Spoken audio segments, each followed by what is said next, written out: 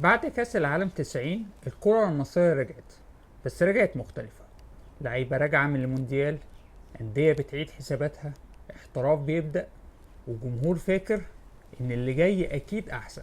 لكن محدش كان يعرف إن الموسم ده هيبقى طويل قوي، زي الأفلام الهندي بتاعت زمان.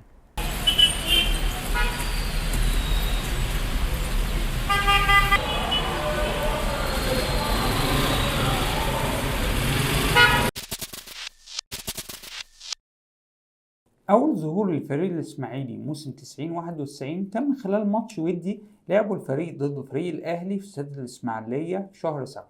الماتش انتهى 1-0 لصالح الإسماعيلي بجول بشير عبد الصمد. بشير عبد الصمد كان لسه منقول للإسماعيلي من فرقة طوخ، وده طمن مدرب الفريق شحتة ومساعده علي أبو جريشة على مهاجمه الجديد اللي عنده 24 سنة بس. الإسماعيلي كمان في الصيف نجح في ضم المهاجم ياسر عزت مهاجم فريق القناة اللي كان بيلعب في الدرجة التانية. ياسر ساعتها كان عنده 24 سنة بس. انتقال ياسر عزت للإسماعيلي كان له قصة لطيفة. كان في تعليمات من رئيس هيئة قناة السويس وقتها إن مفيش لاعب يتنقل من فريق تابع للهيئة، الفرق التابعة للهيئة فرق القناة وبور فؤاد وبور توفيق، مفيش لعيب يتنقل من فريق تابع للهيئة لفريق بره الهيئة. ففي بداية موسم 89-90 اتنقل 8 لعيبة كويسين من فريق بور فؤاد لفريق القناة، على أساس إن فريق القناة هو المرشح للصعود للممتاز. الثمان لعيبة دول كان من ضمنهم ياسر عزت. لكن المفاجأة إن خلال موسم 89-90 فريق بور فؤاد هو اللي نجح في الصعود للممتاز. فكان القرار إن في 5 لعيبة من فريق القناة هيرجعوا تاني لفريق بور فؤاد. ال5 دول من ضمنهم ياسر عزت. في الوقت ده حصلت مفاوضات ما بين إدارة الإسماعيلي وما بين ياسر عزت، وياسر فضل انه يسيب بور فؤاد ويتنقل للاسماعيلي. غير بشير وياسر، الاسماعيلي كمان كان عنده مجموعه من الشباب، شباب زي الحارس سيد السويركي او المهاجم محمد صلاح ابو جريشه. اللعيبه دي كان الاسماعيلي بيعتمد عليهم بشكل شبه اساسي في اللعب مع الفريق. الاسماعيلي بدأ الموسم بفوز عريض على فريق بور فؤاد 4-0 في استاد الاسماعيليه، وبعدها كسبوا الاهلي لتاني مره في مباراه وديه 2-0، وخلى الناس تبدأ تقول الله، هو ايه اللي بيحصل في الإسماعيلية السنة دي؟ الإسماعيلي فعلا بدأ الدوري بقوة لدرجة إنه كسب أول 5 مباريات في الدوري من غير حتى ما يدخل فيه جول واحد. لكن الفريق لعب مع الأهلي في الأسبوع السادس في القاهرة وخسر منه الجول جه في آخر ربع ساعة. الإسماعيلي واضح إنه الماتش ده ما كانش بيلعب بثقة الهجومي، كان بيحاول إنه يحافظ على شباكه نظيفة على قد ما يقدر، ولو اتيحت ليه فرصة يبقى كويس. وفعلا جات له فرصة بشير عبد الصمد لكنها ضاعت. مشي الماتش كده لحد ما الاهلي سجل هدفه، وبعدها ما كانش فيه وقت للاسماعيلي انه يعوض. لكن الامور واضح انها بدأت تخرج شوية عن السيطرة. بعد الجول سعفان الصغير حارس الاسماعيلي اخد كارت احمر بسبب اعتدائه على واحد من حاملي الكرات. كمان ضيع احمد العجوز فرصة خطيرة كان ممكن الفريق يتعادل منها، وانتهت المباراة بفوز الاهلي 1-0. الأهلي بقى كان عنده قصة تانية. بعد كأس العالم واحتراف الثنائي حسام وإبراهيم حسن ومعاهم المدافع هاني رمزي، وكمان أحمد شوبير ما كانش بيتمرن مع الفريق وكان مسافر إنجلترا عشان يحاول ينضم لأحد فرق إنجلترا، فالفريق كان ناقص أهم نجومه. الأهلي بدأ الموسم بدري عشان يكمل بطولة أفريقيا 90. الأهلي كان عنده مباراة دور ال16 مع الترجي. المباراة دي كانت المفروض تتلعب في شهر 5 لكنها اتأجلت عشان مشاركة منتخب مصر في كأس العالم. الفريق لعب بعض المباريات الودية وتم ضم محمد رمضان مهاجم الترسانة عشان يعوض غياب حسام حسن اللي ساب الفريق. تم كمان إقناع ثابت البطل حارس الأهلي إنه يكمل مع الفريق بعد ما كان عايز يعتزل، لكن تم إقناعه بالبقاء لأن شوبير كان ساب الفريق عشان يلعب في إنجلترا. ففي حالة نجاح احتراف شوبير كان الفريق هيكون بدون حارس. ثابت البطل اصلا راح كاس العالم وهو عنده 36 سنه ومن الموسم اللي قبله وهو بيتكلم في الاعتزال، لكن وقتها انشغال شوبير باللعب مع المنتخب خلى المسؤولين يضغطوا عليه ويقنعوه انه يكمل لحد كاس العالم. وبعد اختياره في قائمه كاس العالم ثابت البطل كان مقرر انه هيرجع من كاس العالم يعتزل، لكن ظروف احتراف شوبير خلت الناس تضغط عليه اكتر عشان يقعد يلعب مع الاهلي سنه كمان. الاهلي كان سايب اماكن لهاني رمزي واحمد شوبير اللي كان لسه احترافهم معلق، فكان سايب لهم أماكن في القائمة بحيث إن لو احترافهم لم ينجح هيرجعوا تاني يلعبوا في الأهلي. وحط بعض اللعيبة في قائمة الانتظار، منهم محمد عبد العظيم الشهير بعظيمة. عظيمة لما لقى نفسه في قائمة الانتظار مرضيش ينتظر، أخد بعضه وطلع على ألمانيا، لعب في فريق درجة تانية هناك اسمه فورتينا كولن. نرجع لمباراة الأهلي والترجي في دور ال16 في بطولة أفريقيا.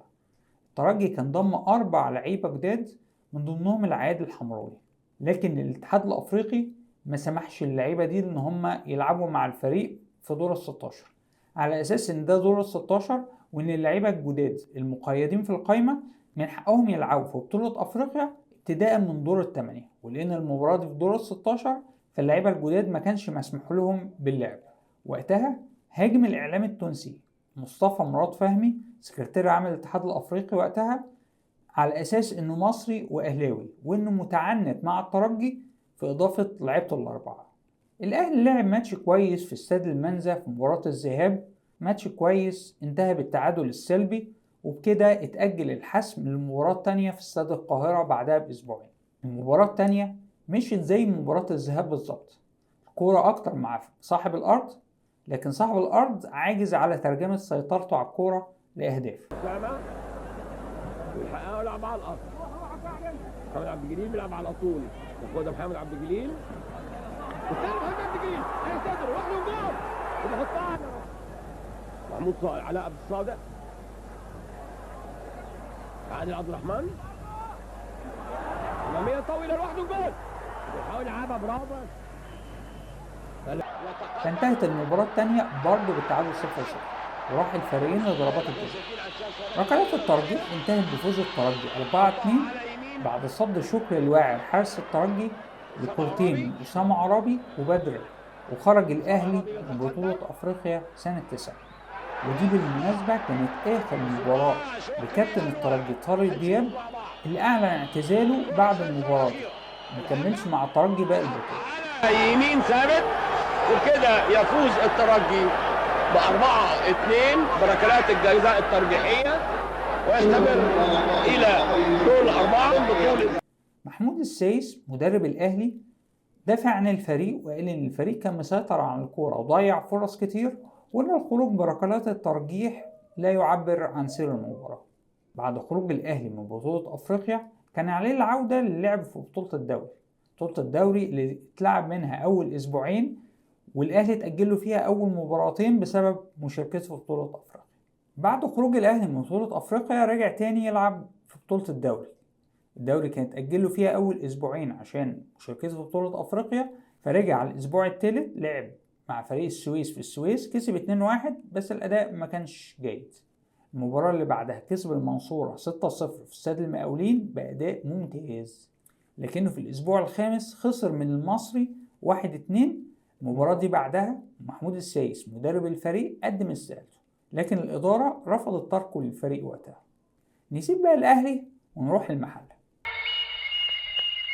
وسط دوشة الكبار كان في ناس بتشتغل في هدوء.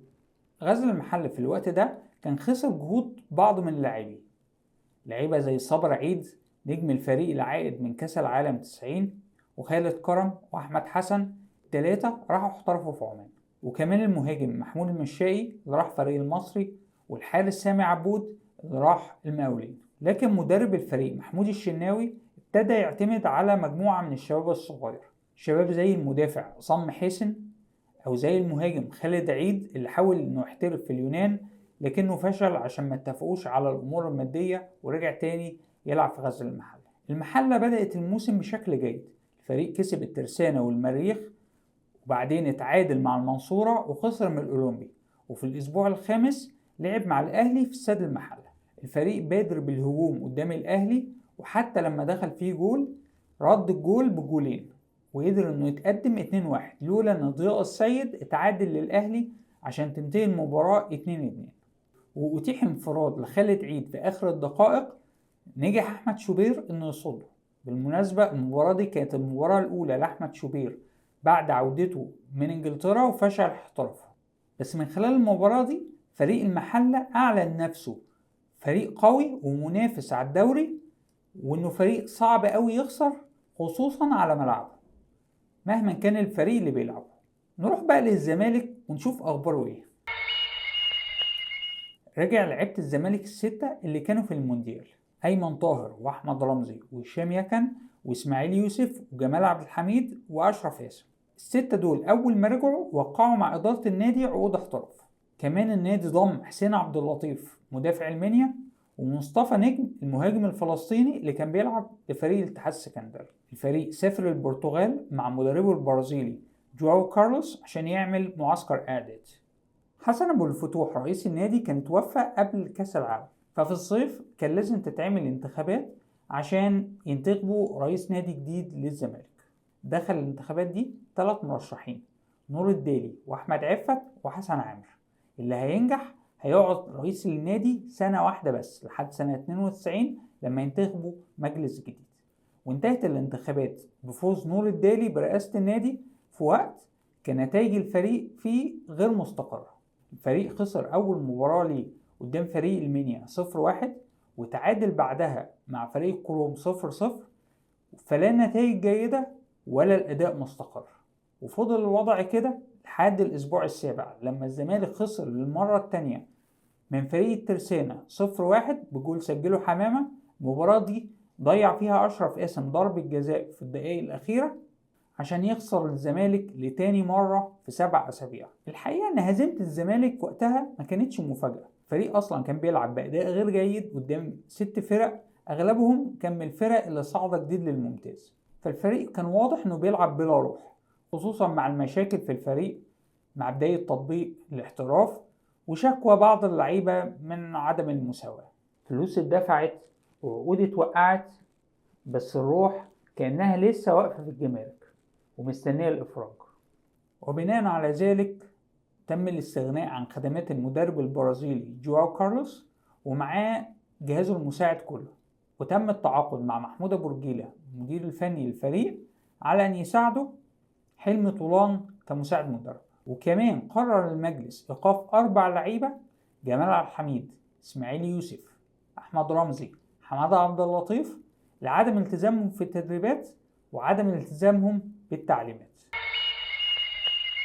الإسماعيلي لما خسر من الأهلي وسعفان الصغير حارس الفريق اتطرد بعد تسجيل الأهلي هدفه، مجلس إدارة الإسماعيلي اعتبر سعفان واحد من أسباب الهزيمة، وبالتالي تم عقابه بعقوبة مادية كبيرة عشان اعتبروه واحد من أسباب الهزيمة. لكن إدارة الإسماعيلي فوجئت إن اتحاد الكورة وقف سعفان الصغير لآخر الموسم. كمان وقفوا أيمن رجب مدافع الفريق 4 مباريات لسوء السلوك. الإسماعيلي حاول يحتج ويعيد النظر في العقوبة، فكان رد اتحاد الكورة إن سعفان عمل إشارات غير لائقة وهو خارج من الملعب، وبناء عليه يستحق الإيقاف لآخر الموسم. القرار ده أثار الجمهور، خصوصا إن سعفان هو الحارس الأساسي للفريق، وإنه أنكر كل الكلام اللي اتحاد الكورة اتهموا بيه، وفتح الباب للسؤال: هو الإسماعيلي مستهدف بقى ولا إيه؟ على أي حال الإسماعيلي استمر في صدارة الدوري واستفاد من تعثرات الأهلي والزمالك، وده خلاه حتى مع تعثراته هو يفضل برضه متصدر للدوري. في الأسبوع التاسع الإسماعيلي تعادل مع المحلة 0-0 في استاد الإسماعيلية. التعادل ده أشعل أعمال الشغب في الإسماعيلية. أعمال الشغب دي ما توقفتش بس عن الاستاد، دي كمان امتدت لبره الاستاد، وشوارع الإسماعيلية شهدت مواجهات كتير ما بين الأمن وبين جمهور الإسماعيلي. وأخذ فوزي جمال مدافع الفريق إيقاف 2 مباراتين عشان قام بضرب واحد من لعيبة المحلة بعد المباراة. وبعد 10 أسابيع من المسابقة الإسماعيلي كان في المركز الأول 16 نقطة، فرق الأهداف عن الأهلي، والزمالك في المركز الثالث ب14 نقطة بفرق الأهداف برضو عن المحلة، والمنافسة شكلها مكمل. الإسماعيلي لعيبته الصغيرة والمحلة مكشر عن أنيابه، وجماهيرهم مش مبطلة مساندة لدعم الفرقهم وهم بينافسوا الفرق الكبيرة. وده كان بس الفصل الأول من الموسم اللي ما فاتش منه أكتر من 10 أسابيع.